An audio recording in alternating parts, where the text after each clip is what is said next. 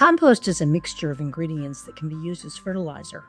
It improves soil's basic properties and is commonly prepared by decomposing plant and food waste and recycling organic matter.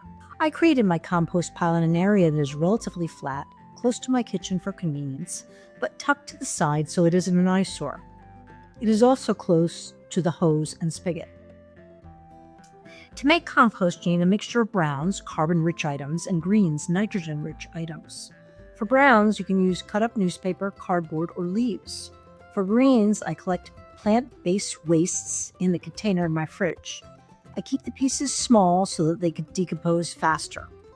Start the pile with a layer of leaves, browns, then add greens and browns like lasagna. Add enough water to dampen the pile as necessary.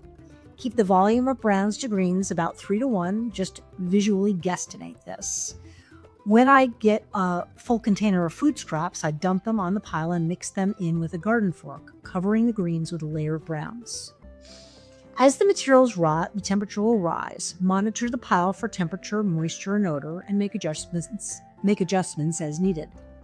Those who compost reduce trash that would otherwise go to landfills or incinerators. That limits greenhouse gases.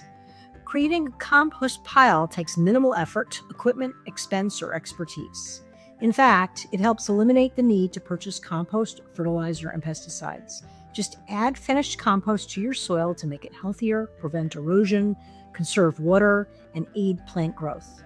Composting can even be fun. Instruction about composting is standard fare in most ecology units and classes. Don't let learning stop at school.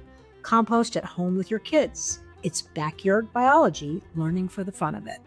For educational content on composting and other science and cross-curricular activities, check out GCAT's Chronicle on Teachers Pay Teachers and Amazon. To stay in an enchanted woodland in the Hudson Valley, contact Pleasant Valley Maple Lodging at gmail.com.